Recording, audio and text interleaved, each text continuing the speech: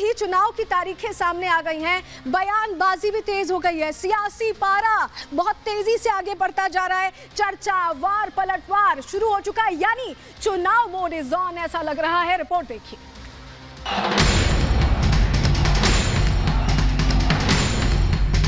दुश्मनी जमकर करो, लेकिन ये गुंजाइश रहे, जब कभी हम दोस्त हो जाएं तो शर्मिंदा ना हो।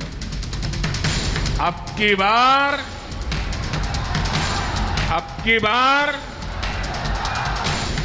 24 लोकसभा चुनाव की रणभेरी बच चुकी है। दुनिया के सबसे बड़े लोकतांत्रिक उत्सव का आगाज हो चुका है। Chief election commissioner Rajiv Kumar के 7 चरणों में आम चुनाव की घोषणा के साथ ही औपचारिक तौर पर देश में चुनावी शंखनाद की शुरुआत हो गई है।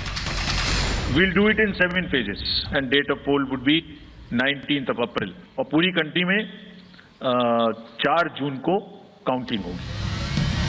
आज से ठीक 35 दिनों बाद और 46 दिनों के अंदर देश भर में मतदान कराए जाएंगे। इस ऐलान के साथ ही बीजेपी और उसके सहयोगी जहां अपनी पूरी तैयारी के साथ 400 पार का दम भर रहे हैं, वहीं इंडी गठबंधन और उनके नेताओं को अभी से हार का डर सताने लगा है। भाई हम लोग तो शुरू से तैयार है और हर महीने चुनाव की तैयारी करते रहते हैं। एक चुनाव खत्म होता है, दूसरे चुनाव के लिए तैयारी शुरू कर देते हैं। लोगों को ये विश्वास रहे, लोगों का भरोसा रहे कि जो चुनाव की प्रक्रिया हो रही है वो सब निष्पक्ष भाव से हो रही है। अगर उसमें कहीं भी किसी तरह की कमी आती है तो फिर लोगों का विश्वास चुनाव आयोग से उठने लगता है। आम आदमी पार्टी इस चुनाव के ऐलान का स्वागत करती है। आम आदमी पार्टी पूरी तरह से तैयार है। इंडिया गठबंधन के साथ मिल करके हम पूरी मजबूती के साथ चुनाव लड़ेंगे। मैं समझती हूँ इस बार के चुनाव बहुत ही महत्वपूर्ण चुनाव है और मैं प्रदेश के सभी लोगों से कहूँगी कि बहुत सोच समझ के इस बार चुनाव अपना वोट डालें, क्योंकि यह चुनाव जो है यह उत्तर प्रदेश की दिशा बदलने का काम करने वाला है। कहावत है, खिसियानी बिल्ली खंबा नोचे। अभी कुछ यही हाल इंडी गठबंधन और विपक्षियों का नजर आ रहा है। महागठबंधन के नेताओं ने अभी से ईवीएम पर सवाल उठाने शुरू कर दिए हैं। इधर जम्मू कश्मीर में विधानसभा चुनाव नहीं कराने के खिलाफ नेशनल कॉन्फ्रेंस आवाज उठा रही है, तो ओवैसी और पी विजयन सीएए के खिलाफ सुप्रीम कोर्ट जाकर मोदी को रोकने की कोशिश कर रहे हैं। सुप्रीम कोर्ट ने सितंबर तक चुनाव कराने की निर्देश दे चुके हैं, लेकिन हम लोग सितंबर मास तक क्यों हम इंतजार करते हैं? बाकी 4 राज्यों में जब चुनाव हो रहे हैं तो क्यों ना भला जम्मू कश्मीर में हो जाते। 400 पार तो हमने बार बार कहा है कि लोकतंत्र में ऐसा दावा जब कोई करे तो इसका मतलब मशीन और मस्तिष्क दोनों को हाईजैक करने की योजना। अब की बार 400 पार नहीं, अब की बार नैया नहीं पार। सुप्रीम कोर्ट जाना एक अर्जेंसी है, वक्त का अहम तकाजा है, क्योंकि अगर ये सरकार सिटीजनशिप देना शुरू कर दे एक अनकॉन्स्टिट्यूशनल लॉ पर जिसको एक रिलीजन के ऊपर बनाया गया है, तो इससे नुकसान हो सकता है। विपक्षी दल और उनके नेता घबराए हुए हैं, उन्हें हार का डर सता रहा है, लेकिन पीएम मोदी को अपने परिवार पर पूरा भरोसा है, क्योंकि जब चुनाव अनाउंस हो रहे थे तो पीएम मोदी दक्षिण से 400 पार की भविष्यवाणी कर रहे थे। चुनाव की तारीख आने के तुरंत बाद पीएम मोदी ने सोशल मीडिया पर पोस्ट कर तीसरी पारी का भरोसा भी जताया। तारीखों के औपचारिक ऐलान के पहले ही देश की जनता ने नतीजों का ऐलान कर दिया है। अब की बार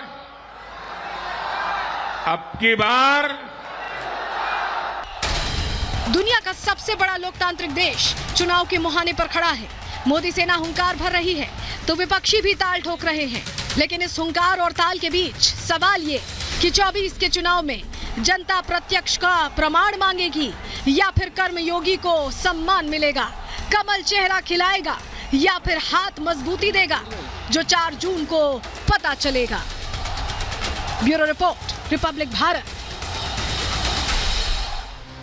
तो सबसे बड़ा लोकतांत्रिक देश है भारत और ऐसे में यहाँ चुनाव करवाना इतना आसान भी नहीं है और यही वजह है कि चुनाव आयोग ने बताया कि उनके सामने कई चुनौतियां हैं, उनसे निपटने के लिए बकायदा उनकी तरफ से प्लान भी तैयार किया गया। लेकिन चुनौतियां क्या है पहले वो हम आपको बता देते हैं। चुनाव आयोग के सामने आप समझिए, देखिए, मसल पावर, जी हाँ, इसका इस्तेमाल बहुत होता है चुनावों में। मनी पावर, मिस इन्फॉर्मेशन और MCC वायलेंस यानी कि मॉडर्न कोड ऑफ कंडक्ट जो तय किया गया है उसके खिलाफ काम करना, उसके अगेंस्ट काम करना। लेकिन सबसे पहले मसल पावर से लड़ने के लिए क्या तैयारी की गई है आप ये देखिए, CAPF की तैनाती की गई है। इसके अलावा कंट्रोल रूम्स में सीनियर ऑफिसर्स को तैनात किया गया है जिससे वो प्रॉपर मॉनिटरिंग कर पाए। हिस्ट्री शीटर्स पर कड़ी कार्रवाई की तैयारी पहले से रखी गई है। वहीं अंतर्राष्ट्रीय सीमाओं पर ड्रोन से पैनी निगाह रखी जाएगी जिससे कोई गलती ना हो। अब बात मनी पावर की कर लेते हैं। इससे बचने के लिए क्या किया गया है, मुफ्त रेवड़ियां बांटने की जो शिकायतें हैं, अगर शिकायत पहुंचती है तो उन पर सख्ती से कार्रवाई की जाएगी। ये क्लियर कर दिया है चुनाव आयोग ने। चार्टर्ड विमानों और हेलीकॉप्टर्स की प्रॉपर चेकिंग होगी जिससे कुछ इधर उधर ना किया जाए।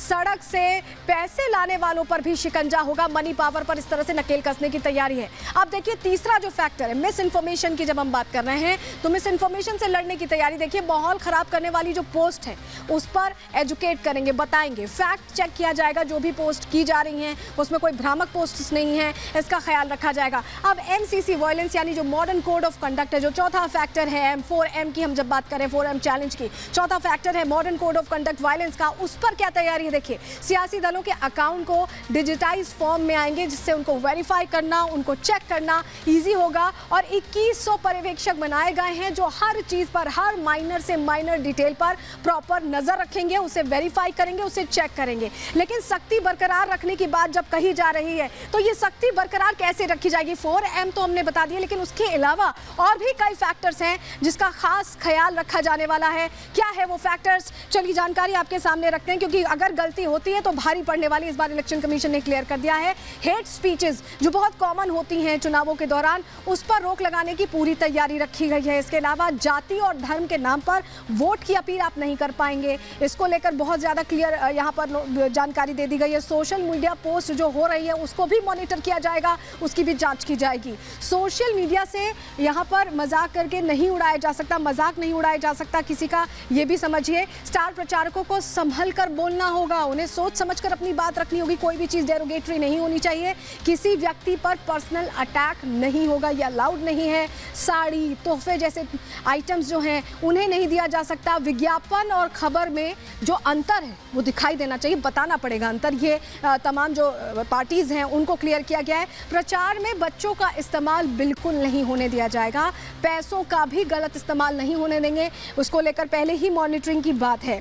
तो अब आप ये समझ रहे हैं, लेकिन चुनावी मुद्दे क्या हैं इस बार चुनाव में, और सत्ता पक्ष किन मुद्दों को लेकर आगे चल रहा है, विपक्ष किन मुद्दों को लेकर आगे चल रहा है। अब ये जानकारी बहुत अहम हो जाती है क्योंकि बिल्कुल इंपॉर्टेंट ये चुनाव इस फेज में, डिसाइडिंग फेज में आ चुका है। चलिए आपके सामने जानकारी हम रख रहे हैं। देखिए ये जो दो तस्वीरें आप देख रहे हैं, एक तरफ प्रधानमंत्री नरेंद्र मोदी को देख रहे हैं जो बीजेपी या ये कहें एनडीए का सबसे बड़ा चेहरा है, और यही यहाँ पर आपको मिसिंग दिखेगा। इतने चेहरे हैं कि समझ नहीं आता कि आखिर इंडी गठबंधन का चेहरा है कौन, ये अभी तक क्लैरिटी नहीं हो पाई है। लेकिन फैक्टर्स क्या क्या हैं चलिए वो बता देते हैं। बीजेपी के लिए अगर सबसे पहले बात करें तो हम आपको बताएं क्या क्या फैक्टर्स हैं जिनको लेकर बीजेपी इस बार चुनावी मैदान में उतरी है। देखिए सबसे पहले विकास की गारंटी दी गई है। विक्रांत वो ग्राफिक्स चलाएंगे। आर्टिकल 370 की हम बात करें या हम बात करें मुफ्त अनाज की, ये वो गारंटीज हैं जो दी गई हैं। परिवारवाद को लेकर सवाल पूछे गए हैं क्योंकि यहाँ पर परिवारवादी पार्टी ने ये बार बार प्रधानमंत्री कहते रहे हैं। सीए को लागू कर दिया गया, जो वादा था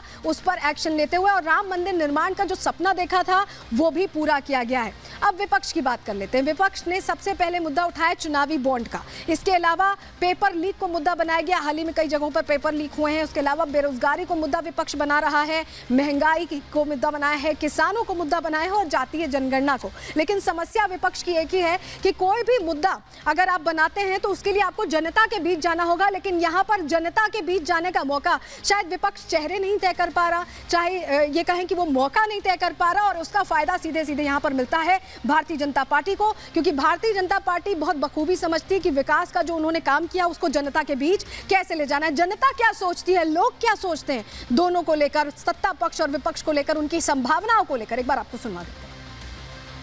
भारतीय जनता पार्टी 400 जो आह्वान किया है माननीय मोदी जी ने, वो अब की आह्वान से भी ज्यादा भारतीय जनता पार्टी के लिए जनता वोट करेगी। ये नफरत की चुनावी उस पे आ सकते हैं, ये 80 सीटें नहीं जीतेंगे। मोदी जी कह रहे हैं कि अब की बार 400 पार, तो 400 पार तो है ही है। बीजेपी गवर्नमेंट बनेगी, बीजेपी से अच्छी कोई पार्टी नहीं है।